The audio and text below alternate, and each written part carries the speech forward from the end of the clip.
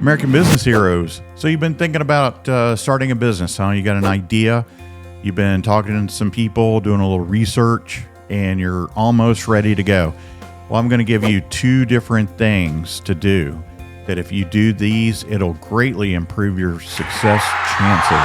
If you do these two items, these two things, and they're pretty darn simple, then your chances of success will skyrocket. And I'm going to give you a real life story at the end with a funny ending. I promise. Here we go. All right. The first thing I want you to do, if you're thinking about starting a business, I want you to think of 3 people that are doing the business that you want to start right now. 3 successful people. And what I want you to do is go talk to them and specifically ask them the following. Ask them how they got started, what led them to that decision to say, hey, this is a business that I want to be in. Ask them also, how would you start differently if you could go back and redo it? There's going to be some things that they would change, right? Also ask them what things absolutely 100% worked and you would not start another business unless you did those same things again. And then ask them what things that you did that did not work, so you can take those off your plate. Now, you might be thinking, well, okay, you're talking about somebody that's in their own business, they're successful, they're doing it. Well, they're going to be too busy to talk to me, right? Well, actually, no. People that are successful, by and large, love talking about it.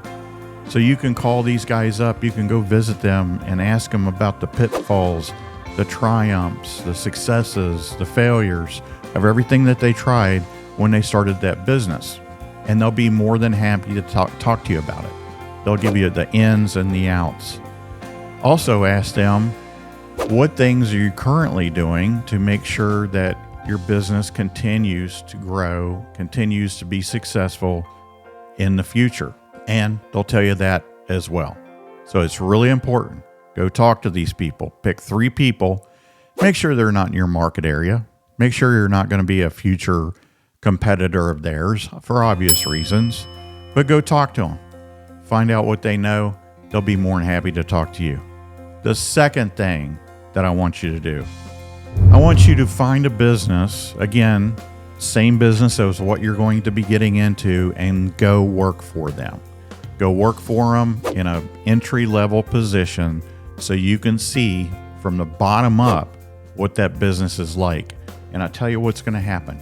You're going to see some nuances, some subtleties about that business that you had no idea were even there. But you're going to get experience dealing with those things, and you're going to know how to handle them in the future. You're going to see structures in that business that work 100%. And then you may see some structures in that business that don't work, that you don't want to do, that you do not want to duplicate when you get started with yours. Again, don't do this in a business that's going to be a future competitor of your business when you open it. Don't do it in the same market area, but go to a non-competitive market area and get a job working entry level doing this stuff. You're also going to find that doing it part-time is fine. You may even have a full-time job that you have to do until you get the other business going. So do it part-time as well, nights and weekends or whatever the case may be. And you're going to find that you have a comfort level with this business, and that you're going to know some things that you, on any other circumstance, you wouldn't know. And I can tell you from experience, what'll happen is you'll have questions that come up with your business that if you haven't worked in your business before you opened it, you're going to think, oh, I don't know. Let me think about that and I'll get back to you. Well, if you've done it and you've gone through the paces from a ground up standpoint, you're going to know all these things. You're going to, when these odd questions come up, and there's 1,000 of them, I guarantee you, you're opening up a business, you're going to have 1,000 different things that you have to answer for yourself and your employees. And if you have this experience, you can answer it right away. I mean, it's super simple that way. Also, I hate to say this, but I've got to say this. You may find out that you don't like this business.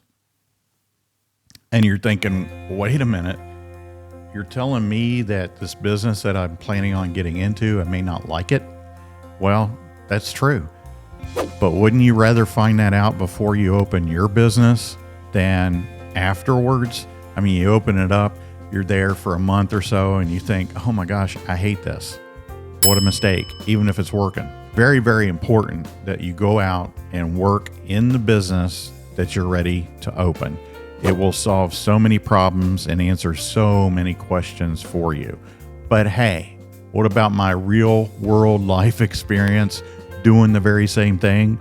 Have you done it, Dave? Yeah, I've done it several times.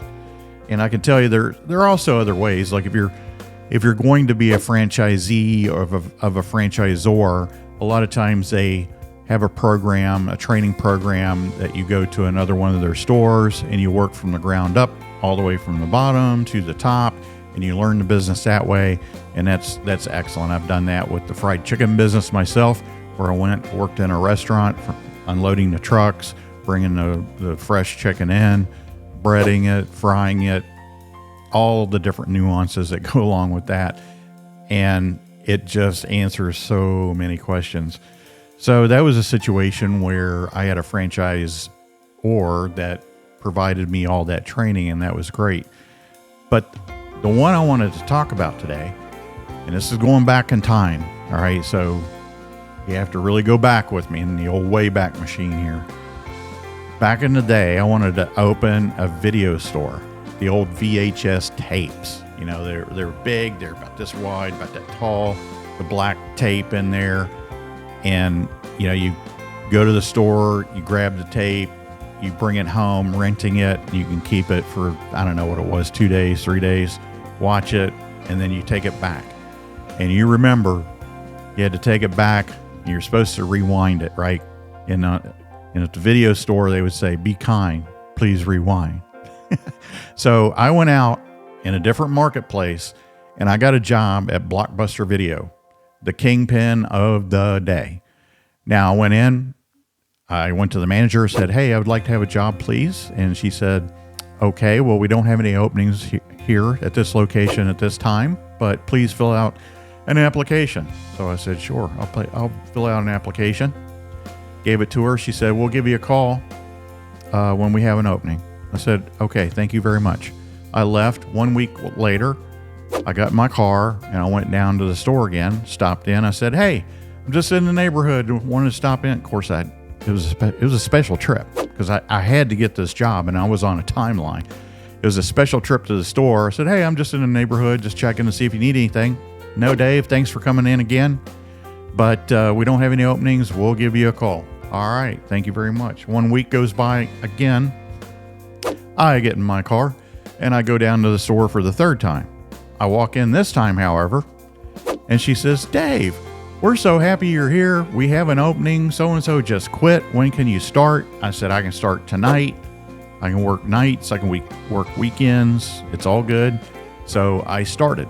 The very first job in training at Blockbuster Video was to take those tapes that have been returned to the store and make sure, hold them up, look at them, make sure that they're rewound. And if they're not, there's about a half a dozen little machines sitting there that you put the tape in, you slap it down, and it rewinds the tape for you. It gets done, it pops up, you take it out, you put it back in the plastic container, pop it down, and take it back and put it on the shelf behind the picture box that it originally came in.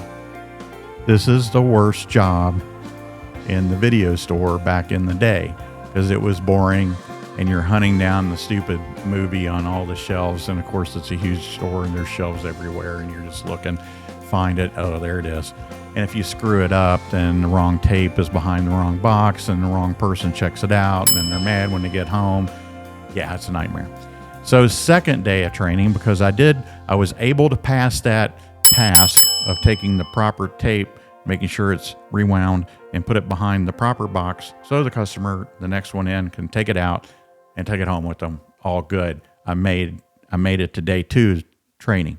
Day 2 of training was on the cash register. I've got this. I'd been doing this for a long time. So I get on the cash register, go through a shift. At the end of the shift, the manager says, wow, that's your first time on this cash register. You ran your drawer to 0. No over, no short, to the penny, zero. I said, well, thank you very much. Yeah, I like it. I like doing that. So from that point on, I was on the first cash register. Never had to leave. I was like the cash register hero. I could run it to zero every night, no matter how busy we were. And that store was stinking busy at times. Oh my gosh.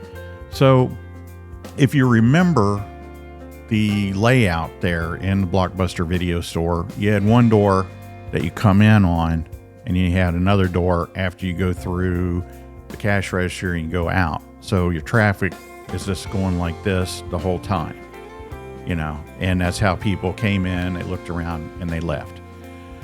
Well, one night we're busy at it, and the manager calls me back. She says, hey, you got a second? I said, sure. She said, and this was so nice, because I was just Dave off the street, needed a part-time job. I worked in an office, blah, blah, blah. But I'm actually there to learn the business. So she said, I'm going to give you a raise. I said, well, thanks. I really appreciate that. And she says, this is a 6-month raise. And I said, but I've only been here 2 weeks. And she said, right, you're doing a really good job. We want to make sure we can keep you. I said, well, thank you very much. I do appreciate it. At the time, it was 15 cents more an hour. Yeah. All right. So go back to work, and I'm cranking, and days go by. And I guess I was there about 4 weeks. And she came to me and she says, I know you only want part-time. Is there any way in the world that you could be an assistant manager here? And I said, oh, her name was Melody. And I said, oh, Melody, I said, I really appreciate that, but I just don't have the time. I'm doing 40 hours at my real job, and I come here, I do 30 hours. I can't do 40 plus 40 or 50 on top of that. I just can't do that. She said, that's okay. Now, in reality, I probably could, but I didn't want to take on the responsibility, because I was talking to all these guys. I knew what they did. I knew what the assistant manager did. I knew what the manager did, but I didn't want to take the position because I was going to be leaving in a couple of months, and I didn't want to put her in a bad spot that she just hired this manager, this assistant manager, and then I've got to leave. So I didn't take the position, kept working there. And I learned, I can tell you, I learned subtleties. I learned what Blockbuster Video did that was fantastic, and I also learned what they did that was really terrible. I mean, any large corporation, and you as a small business owner, entrepreneur, you got to be super ecstatic about this, and I know you see it, but large companies can really do stupid things. And look at where Blockbuster Video is today. So, case in point. So you learn all those things. You learn what to do, and you do learn what not to do. So the funny story, got to tell you this one. Again, picture the store. Indoor. Go look around. Outdoor. After you go past the cashier, go past the register, out. It's behind my back. The outdoor is behind my back. It's all quiet at the Blockbuster store one Saturday afternoon. Pleasant outside, little breeze going. I'm standing there at the register, just peering out into the store. We might have had one or two, and I'm just looking to see they getting their selection okay. All right, they're going to make their way to the register and to check out. And, okay, nobody's ready yet. And then out of the blue, tap, tap on my shoulder from behind me. Didn't hear a sound, and I shot up in the air probably 5 feet and landed. I turned around. And I look, there's a little old guy. He's about 80, 85 years old. And he's standing there, and he said, hey, I need to find a video. And I said, okay, sir. Well, back there is the selection. Is there any type of video that you'd like to find? He said, yeah, I want one of those videos. I said, what do you mean one of those videos? He said, well, my 60th wedding anniversary is today, and I need something to spice it up a little bit, and I need one of those videos. And so at that point, I thought, okay, I know what this guy's talking about. Sir, Blockbuster Video is a family video store, and we do not have any of those types of videos. Oh, come on. You have to have a back room, right? You have to have a back room with those videos in it. All the other places do, from what I've heard. No, sir. Blockbuster Video is a family video store, and we do not have those types of videos. Oh, well, is there anything you can do to help me out? I said, not really. Probably the closest thing to that would be the foreign film section. It's located right over there. See foreign films right there. Their rating system tends to be a little bit more loose, but you're not going to find what you're looking for. Certainly. So he goes over there, and I'm telling you, he was over there for a half an hour. He'd pick up the box, flip it around, and he'd look at it. He read every word on every box to try to find out which foreign film would most closely relate to what he was looking for. Oh my. So 30 minutes, he finally gets one. He brings it to the counter. And it dawned on me at that point. I thought, oh boy, this is not going to get any better at all. Sir, do you have your Blockbuster card on you? Oh no. What's the Blockbuster card? Well, in order to rent a video, you have to have an account with us, and you have to have a card. No. Well, I need to get a card then. Okay, great. Because it's like, at the time, it was a really long, drawn-out procedure to set somebody up an account. But okay, all right. Do you have your driver's license on you? Yes. Do you have your credit card on you? Oh, no, I don't have a credit card. Crap. Because the only thing that you could do at the time, we're going back a few years, and no one actually ever had this on them. But if you didn't have a credit card, we could take your most recent phone bill. Like, oh yeah, here it is. Got it right on me. No. So I said, sir, do you have your most recent phone bill on you? No. Why would I have that? Good question. So I said, I'm sorry, sir. We cannot rent you a video because you either have to have a driver's license with a credit card or a driver's license with your most recent phone bill. What am I going to do? This is my 60th anniversary. What am I going to do? I needed something to spice it up. I said, I'm sorry, sir. You're just going to have to use your imagination. Thanks, American business heroes, and hit the subscribe button, you filthy animals.